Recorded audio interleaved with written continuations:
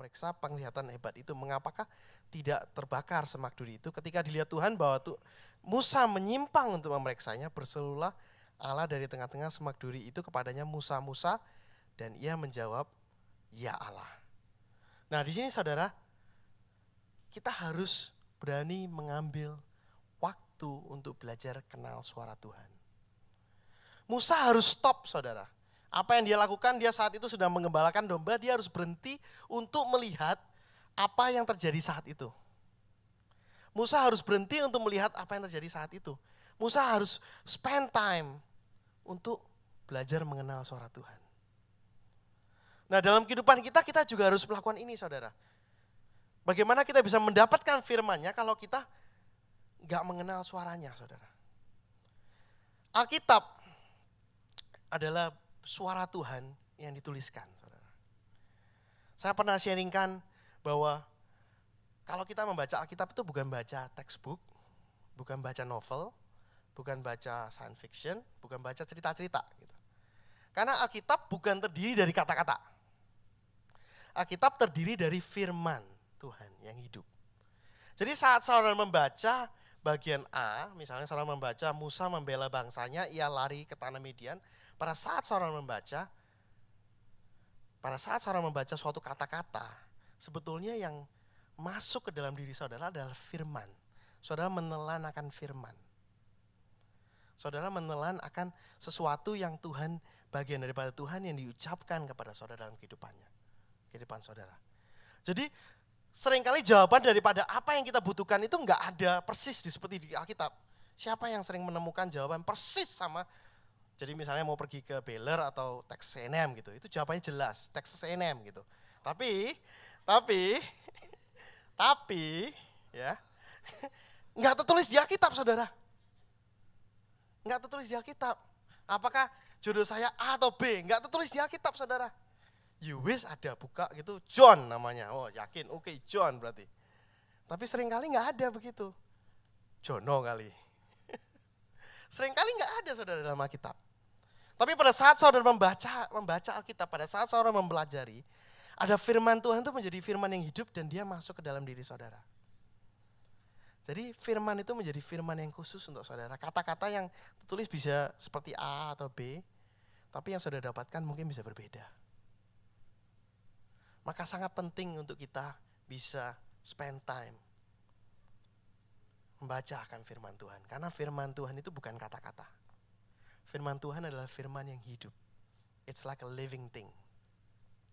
Membaca Alkitab dan duduk diam memberi waktu Tuhan berbicara itu seperti letting you getting to know you stage kind of thing gitu. Kalau misalnya dating kan ada, oh I want to know you, I get to know you. Nah ini baca Alkitab juga sama seperti itu saudara. Nah saya ada satu sharing, kalau saya call ke rumah Pastor Somi, saya seringkali juga gak perfect saudara. Seringkali ngangkat either Kevin atau Kenny, saya sometimes juga gak tahu gitu. Suaranya mirip karena gitu. Kalau saudara bisa decipher dengan tepat 100% hebat saudara. Karena saya seringkali juga salah gitu. Saya pikir Kenny, oh bukan Kevin.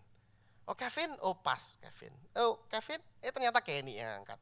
Suaranya mirip gitu saudara. Nah gimana caranya untuk tahu yang benar yang mana? Saudara harus coba. Kalau gak pernah coba gimana bisa tahu? Kalau gak pernah call mana bisa tahu saudara. Saya harus nebak, Kevin? Oh bukan Kenny, ternyata salah. Malu sedikit gak apa-apa. Kita jemaat Tuhan juga begitu saudara. Saudara harus berusaha mempelajari suara Tuhan itu seperti apa dalam kehidupan kita. Bagaimana Tuhan berbicara dengan kita. Karena Tuhan berbicaranya lain dengan setiap orang. Kalau menurut saya Tuhan tuh suka ngomong seperti saya. Jadi kalau orang-orang yang suka ngomong di sini, katakan amin. Nah, karena Tuhan itu suka ngomong menurut saya. Tapi enggak semua orang, mungkin Tuhannya saudara sesuai dengan personality saudara. Tuhan berbicaranya lain untuk setiap orang. Jadi kita harus belajar. Saat kita belajar, kita bisa mengerti Tuhan itu seperti apa dalam kehidupan kita saudara. Itu yang pertama, yaitu dapati firman-Nya. Yang kedua, yaitu tunggu waktunya saudara. Oke, saya ada pertanyaan kuis nih untuk semua ya. Jawabannya benar atau salah nggak apa-apa gitu, karena kuis simple. Saya ada pertanyaan, ada satu individual namanya individual A. Oke, satu lagi individual B. Nah, saudara nanti semua harus food ya, jangan nggak food. Karena anyway nggak di-record kok, nggak apa-apa. Jadi ada individual A atau individual B. Oke, individual A adalah individual yang selalu terkurung. Jadi dia orangnya itu tersiksa gitu, selalu disiksa. Dia orangnya selalu dipukuli, selalu melayani orang lain. Dia hidupnya seperti slave, jadi seperti budak. Makanannya ya asal-asalan dapatnya. Selalu stres. Orang A ini miskin. Jadi siksaan itu sesuatu yang biasa, saudara.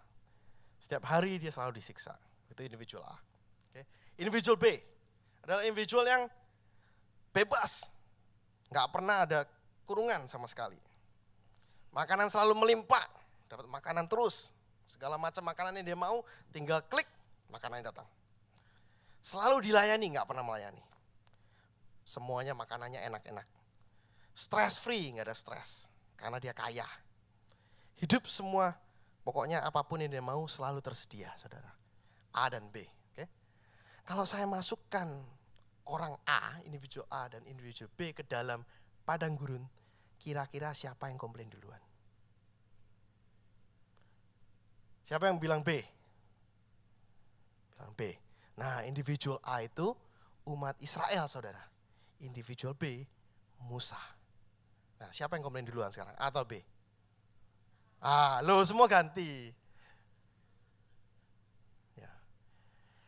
Jadi saudara, yang saya pelajari yaitu orang yang berpegang teguh pada janji firman Tuhan akan kuat di dalam segala hal yang dialami.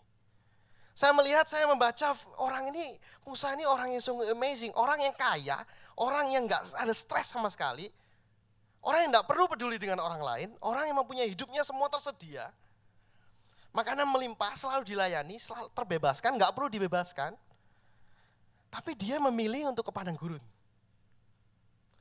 Dan gak komplain. Orang Israel, orang yang perlu dibebaskan. Makanan slave itu mana mungkin sih makanan slave dapat rib eye, steak. Kita memorial dia ada rib eye, ada steak. Mereka nggak ada. Orang yang tersiksa, orang yang kalau misalnya day in day out selalu dipukulin, suruh kerja. Tapi orang yang biasa tersiksa, tapi masuk padang gurun, yang komplain pertama yaitu umat Israel ini malah. Kan kebalik. Bedanya saudara, yaitu satu mendapatkan janji firman Tuhan, satu enggak. Jadi yang kedua yaitu kita harus menunggu waktunya. Yaitu orang yang berpegang teguh pada janji firman Tuhan akan bisa melewati masa penantian itu. Desert, padang gurun melambangkan suatu penantian. Kita semua dalam kehidupan kita akan melewati suatu penantian itu, saudara. Kita akan melewati padang gurun itu dalam setiap kehidupan kita. Apakah itu sekarang, apakah itu nanti, apakah itu sudah lewat, apakah itu nanti datang lagi, setiap daripada kita akan melewati padang gurun kehidupan kita. Nah, pada saat kita melewati itu, nah disitulah kita akan bisa belajar firman Tuhan itu yang akan menguatkan kita kalau kita sudah mendapatkan firman Tuhan itu. Yusuf juga melewati hal yang sama, saudara. Dia ada satu masa penantian, dia menunggu. Pada saat dia harus menanti, dia berada dalam penjara, nggak ada jalan keluar, dia menunggu. Masa penantian dia, padang gurun dia adalah dalam penjara. Daud juga melewati hal yang sama, saudara. Dia harus melewati padang gurun, sembunyi dalam gua-gua. Sebelum panggilan Tuhan itu nyata dalam kehidupan kita, sebelum janji Tuhan itu nyata dalam kehidupan dia. Jadi encouragement saya, saat saudara menunggu akan waktunya, kita pertama harus mendapatkan dulu, kalau belum dapat gimana mau berpegang. Orang Israel adalah orang yang gak menerima janji itu. Dia gak menerima, dia gak meminta akan firman yang khusus untuk mereka. Dia hanya melihat hasil, saudara. Dia melihat hasilnya yaitu apa? Kanaan. Dia melihat Kanaan. Musa juga melihat Kanaan. Orang yang sama, keadaan yang berbeda. Tapi orang yang menerima janji Tuhan, sanggup bertahan untuk menuju ke tujuannya. Kita juga begitu dalam kehidupan kita, saudara. Nah, saya bisa sharingkan gitu. Pada saat saya nggak ada kerjaan, saya di lay off. Kita mencari firman Tuhan, kita minta sama Tuhan. Saya nggak dapat apa-apa, tapi pada saat istri saya tidur, dia mendapatkan mimpi yang sama 3 kali. Dan dalam mimpi itu, dia mendapatkan mimpi yaitu akan ada 3 ombak. Jadi kita lagi berdiri di pantai atau enggak jelas, dia enggak bisa jelaskan, pokoknya ada airnya gitu aja. Tiba-tiba ada air gitu. Ya kamu mimpi begitu ya, enggak jelas tapi tiba-tiba ada air gitu. Nah airnya itu seperti ombak yang besar, 3 kali menimpa kita. Tapi kita tetap stand firm di tempat yang kita ada gitu. Nah setelah waktu kita menerima itu, kita enggak tahu jelasnya itu apa, itu nggak tahu. Kapan datangnya itu kita nggak tahu. Jadi kita tuh hanya menunggu waktu. Tapi saat kita mendapatkan firman itu, kita bisa berpegang. Saya tahu hasilnya apa, saya tahu. Karena saya sudah dapat firmannya, saudara. Sangat mudah untuk seorang yang mengikuti akan Tuhan dalam perjalanan iman kita, kalau kita sudah mendapatkan firman yang jelas dari Tuhan. Karena kita hanya tinggal berpegang aja. Bertahan aja menunggu. Sampai semua itu lewat. Nah ternyata memang 3 wave itu kelihatannya memang artinya 3 bulan. Karena setelah 3 bulan kita mendapatkan gitu. Saya nggak tahu pasti itu artinya apa. Sampai sekarang pun nggak tahu pasti dan nggak perlu di figure out apa gitu. Yang penting sudah lewat gitu kan. Nah jadi dalam kehidupan kita juga gitu. Kita harus menunggu waktunya saudara. Nah ini ada satu cerita juga, Musa ini sangat interesting karena dia orang yang berusaha take a shortcut saudara. Di dalam dia menunggu waktu Tuhan, dia berusaha take a shortcut. Kita buka sama-sama di dalam Keluaran 2.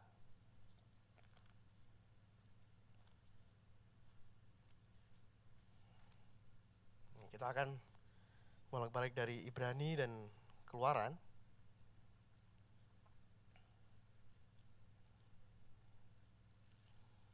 Kalau ya, saya masih mencari.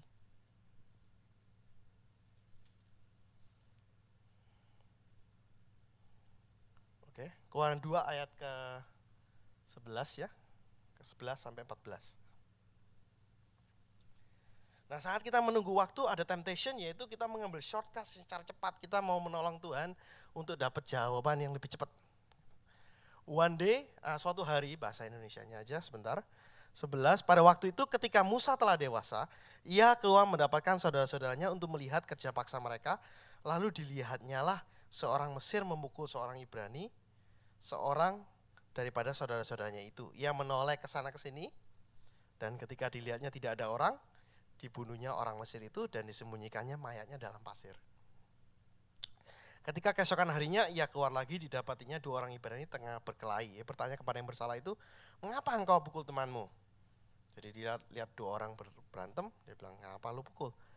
Tapi jawabnya, siapakah yang mengangkat engkau menjadi pemimpin dan hakim atas kami? Apakah engkau bermaksud membunuh aku sama seperti engkau telah membunuh orang Mesir itu? Musa menjadi takut sebab pikirnya tentulah perkara itu telah ketahuan. Ketika Firaun mendengar tentang perkara itu, dicarinya ikhtiar untuk membunuh Musa, tetapi Musa melarikan diri dari hadapan Firaun dan tiba di tanah Midian, lalu ia duduk-duduk di tepi sebuah sumur. Jadi Musa adalah orang yang mencoba menjawab waktunya Tuhan. Tapi yang saya dapatkan, yaitu Tuhan itu Tuhan yang sungguh kasih karunia-Nya besar. Jadi dia adalah orang yang berusaha ngambil shortcut. Jadi dia mau cepat aja gitu loh. Solve the problem. Ya pokoknya karena masalahnya yaitu mereka menyiksa, ya coba aku bunuh aja. Jadi dia bunuh 1 orang. Dan karena pembunuhan itu dia harus lari, saudara. Lari ke tanah Midian dan dia harus 40 tahun dia menunggu mengembalakan domba-domba di sana. Sepertinya Tuhan melupakan akan dia. Setelah itu ceritanya nggak ada lagi. Setelah itu langsung ini ceritanya terusannya kalau saudara baca, yaitu lama sesudah matilah Raja Mesir segala. Jadi cerita tentang apa yang terjadi di Mesir, dan Musa nggak ceritakan lagi sampai suatu hari dia jalan-jalan dan dia ketemu Gunung Horeb dan dia melihat bush yang kebakar. Jadi selama 40 tahun dia mengembalakan domba. Sepertinya Tuhan forget about him. Jadi apa yang Tuhan taruh, hati yang Tuhan taruh, panggilan yang Tuhan taruh dalam kehidupannya itu selama 40 tahun tuh sepertinya Tuhan melupakan akan dia. Dia nggak dianggap lagi sepertinya. Gitu. Seakan-akan apa yang dilakukan salah itu membuat dia disqualify istilahnya. Daripada seorang yang mestinya Tuhan pakai. secara luar biasa. Nah seringkali kita juga dalam kehidupan kita mungkin kita nggak melakukan shortcut, tapi mungkin kita melakukan something yang mungkin kita salah lakukan. Jadi yang tadi saya sharingkan, kadang-kadang saya juga nggak tahu salah nggak salah, apa mestinya saat itu keluar atau saya nggak keluar. Saya juga nggak tahu, karena pada saat itu saya memilih stay. Tapi setelah stay 2 tahun dikeluarin saya. jadi akhir-akhirnya dikeluarin juga. Tapi saya nggak tahu apakah saya mestinya keluar sebelumnya atau enggak. Semua teman saya bilang sama saya, kamu mestinya 2 tahun lalu keluar. Kamu sudah tahu bos kamu teriak-teriak begitu terus, kita semua sudah keluar, kamu kok belum? Mereka bilangnya gitu sama saya. Tapi maklum orang Kristen coba menunjukkan kita ini orang Kristen, kita mencintai orang lain, ya kan? Jadi orang-orang semua keluar, saya stay gitu. Karena pada saat itu dia butuh saya, karena nggak ada orang, semua keluar, dia keep saya. 2 tahun setelah itu saya dikeluarin juga, setelah ada orang baru. Tapi dari situ saya belajar, saudara. Kita seringkali nggak tahu yang kita ambil itu benar atau salah. Kita seringkali nggak tahu kita lakukan itu benar atau salah. Atau kita melakukan sesuatu yang sepertinya shortcut atau enggak. Dan sepertinya Tuhan forget about us mungkin dalam kehidupan kita. Sepertinya, saudara. Tapi seperti yang kita pelajari dalam kehidupan Musa, Tuhan gak pernah melupakan setiap janji yang Tuhan taruh dalam kehidupan saudara dan saya. Tuhan kita adalah Tuhan yang sangat baik dalam kehidupan kita. Bahkan kalau kita melakukan suatu kesalahan, Tuhan bukan berarti Tuhan langsung ambil. Janjinya Tuhan tuh gak hilang, saudara. Begitu amazing, setelah 40 tahun sepertinya dilupakan. Tapi setelah itu Tuhan muncul di depan Musa dan memanggil dia untuk menjadi penyelamat orang Israel. Dalam 40 tahun dia belajar untuk menanti akan Tuhan, saudara. Nah seringkali kita juga demikian, saudara. Kita belajar untuk menanti akan Tuhan. Kita menunggu waktu kita. Itu yang kedua. Yang ketiga, yaitu lakukan. Simple, saudara. Yang pertama, dapati firman-Nya. Yang kedua, tunggu waktunya. Yang berat ini yang 1 sama 2, saudara, biasanya. Yang ketiga, lakukan, ya sedikit berat tapi mendingan gitulah. Yang ketiga yaitu kita harus lakukan. Nah di Ibrani, tadi kembali lagi ke Ibrani, Ibrani pasal 11.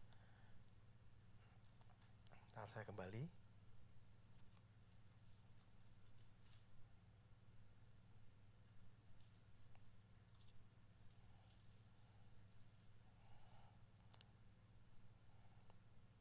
Ibrani pasal ke-11, ayat ke-24 sampai 27. Karena iman maka Musa setelah dewasa menolak disebut anak putri Firaun karena ia lebih suka menderita sengsara dengan umat Allah daripada untuk sementara menikmati kesenangan dari dosa. Ia menghina penghinaan karena Kristus sebagai kekayaan yang lebih besar daripada semua harta Mesir, sebab pandangannya ia arahkan kepada upah. Maka ia telah meninggalkan Mesir dengan tidak takut akan murka raja. Ia bertahan sama seperti ia melihat apa yang tidak kelihatan. Ini iman, saudara. Karena dikatakan karena iman maka ia telah meninggalkan Mesir dengan tidak takut akan murka raja. Saudara, di sini ditunjukkan kalau kita mau melakukan, yang terakhir kuncinya itu kita harus melakukan. Kita nggak bisa hidup di dalam iman tanpa suatu perbuatan, saudara. Iman harus ada suatu perbuatan untuk melengkapinya, untuk melakukannya. Saudara melihat dalam kehidupan setiap daripada orang-orang yang dipakai Tuhan seperti Henok, yang dikatakan tadi Habil, semua melakukan suatu perbuatan. Perbuatan iman yang harus dilakukan. Bahkan pada saat dia dikatakan yaitu bertahan, tadi dikatakan ayatnya bertahan, sama seperti ia melihat apa yang enggak kelihatan. Jadi dia enggak tahu hasilnya apa. Musa enggak mengerti hasilnya, tapi dia melakukan dengan tidak takut dengan murka akan raja. Yang terakhir yang saya ingin bagikan, yaitu kita harus lebih takut kepada Tuhan daripada takut kepada manusia. Seringkali dalam kehidupan kita lebih takut manusia daripada takut Tuhan, saudara. Seringkali dalam kehidupan kita, kalau kita diancam, atau misalnya kita malu di depan orang, kita lebih takut kepada manusia daripada kepada Tuhan. Tapi di sini ditunjukkan, Musa meninggalkan Mesir dengan tidak takut akan murka raja. Padahal dia tahu Mesir itu arminya besar. Arminya suatu armi yang besar. Tapi dia lebih memilih Israel yang kecil yang mudah sekali bisa dihancurkan. Karena dia mendapatkan janji Tuhan, saudara. Saya mau tutup. Ini saya undang musik tim.